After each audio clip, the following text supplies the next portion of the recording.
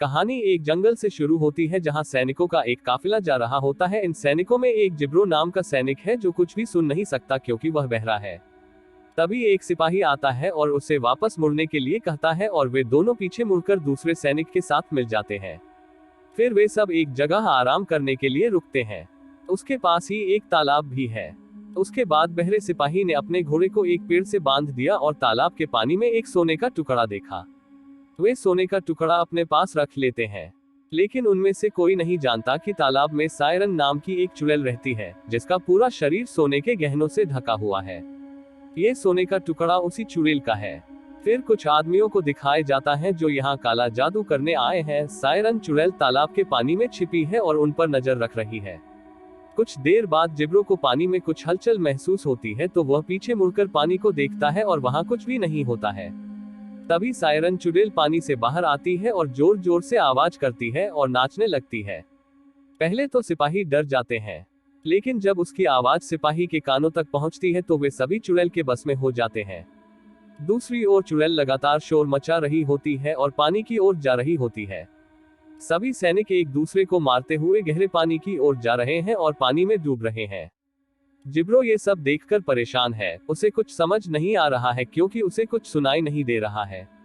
तभी उसकी नजर सायरन चुड़ैल पर जाती है जो नाच रही होती है और फिर वह अपने साथी सैनिकों की लाशों को देखता है जो तालाब के किनारे पर पड़ी होती हैं और कुछ सैनिक पानी में डूबकर मर गए होते हैं। सायरन चुड़ैल का ध्यान जिब्रो पर जाता है। वह ये देखकर हैरान रह जाती है जिब्रो पर उसका कोई प्रभाव नहीं हो रहा है। वह जोर से शोर करती है लेकिन फिर भी जिब्रो पर इसका कोई असर नहीं होता है क्योंकि जिब्रो को कुछ सुनाई नहीं देता है। सायरन चुड़ैल परेशान हो जाती है। वह सोचती है कि उसकी आवाज को कुछ हो गया है और वह वापस पानी में चली जाती है और पानी से वह जिब्रो को देख रही है क्योंकि सायरन चुड़ैल को जिब्रो के प्रति आकर्षण हो गया है। दूसरी ओर जिब्रो भी बुरी स्थिति में है। उसके सभी दोस्त मर चुके हैं और वह अकेला रह गया है और डरा हुआ है। ये सब देखकर जिब्रो के पास भागने के अलावा कोई चारा नहीं रहता, इसलिए वह जंगल की तरफ भागता है। भागते भागते वह एक पेड़ से टकरा जाता है और बेहोश हो जाता है। जब तक जिब्रो को होश आता है रात हो जाती है और जिब्रो बहुत थक जाता है तो सोचता है कि उसी पेड़ के नीचे सो जाऊं। जब जिब्रो सो जाता है तो सायरन चुड़ैल रात को तालाब से बाहर आती है। वह जिब्रो को देखना चाहती है और जिब्रो के पास आती है। वह जिब्रो को पाना चाहती है। जब वह सो रहा होता है तो चुड़ैल उसके चारों ओर पागलों की तरह नाचती है और थक जाती है और जिब्रो के बगल में सो जाती है। जब जिब्रो सुबह जागता है तो वह चुड़ैल को अपने बगल में सोता हुआ देखता है। पहले तो वह डर जाता है, लेकिन बाद में उसका ध्यान उसके गहनों पर जाता है क्योंकि चुड़ैल का पूरा शरीर सोने और हीरे के गहनों से ढका हुआ था। कुछ समय के बाद सायरन चुड़ैल जागती है और वहां से भागने की कोशिश करती है। जिब्रो उसे रोकने के लिए उसका हाथ पकड़ने लगता है। फिर सायरन चुड़ैल अपना हाथ छुड़ाकर भाग जाती है, जिससे चुड़ैल के आभूषण का एक टुकड़ा उसके हाथ में लग जाता है, जिसे देखकर वह लालची हो जाता है। अब जिब्रो भी सायरन चुड़ैल को पाना चाहता है। वह सायरन चुड़ैल का पीछा करता है। सायरन चुड़ैल दौड़ती हुई एक झरने पर पहुंच जाती है और पानी में चली जाती है। जिब्रो भी झरने के किनारे पहुंच जाता है और सायरन चुड़ैल पानी के बाहर आ जाती है।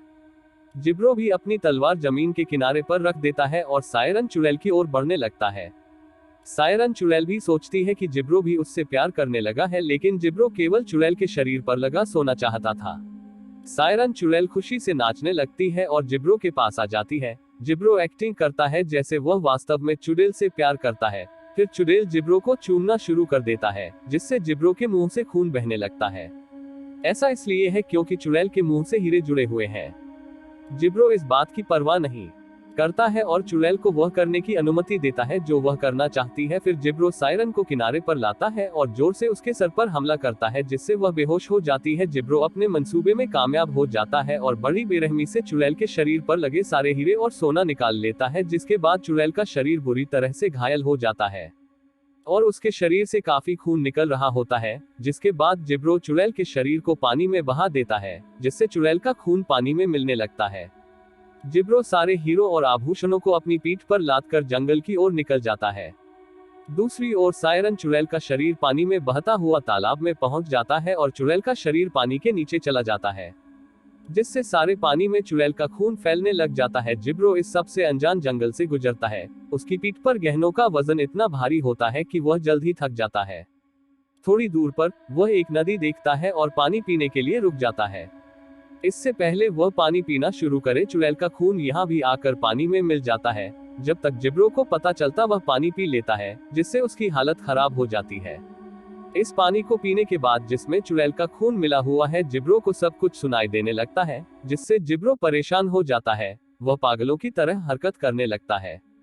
कुछ समय के बाद जिब्रो शांत होता है और यहाँ से जाने लगता है। तभी चुड़ैल पानी से बाहर निकल आती है। चुड़ैल अपनी हालत देखकर हैरान हो जाती है। वह देखती है कि उसके शरीर के सारे गहने गायब हैं। उससे ये भी पता चलता है कि जिब्रो को उसके गहनों से प्यार है, न कि उससे। तभी उसकी नजर जिब्रो पर पड़ती है, जिसे देखकर सायरन चुड़ैल जोर जोर से आवाजें निकालने लगती है। क्योंकि अब जिब्रो को सुनाई देने लगा है तो उसे चुड़ैल की आवाज सुनाई देती है, जिसके कारण अब वह चुड़ैल के वश में हो जाता है। वह पागल की तरह करने लगता है, क्योंकि चुड़ैल को भी प्यार में धोखा मिला होता है। इसलिए वह जिब्रो पर बिल्कुल भी तरस नहीं करती और वह जिब्रो को अपने वश में करके पानी में बुला लेती है और वह पानी में डूब जाता है और वहीं पहुंच जाता है जहां उसके साथी होते हैं।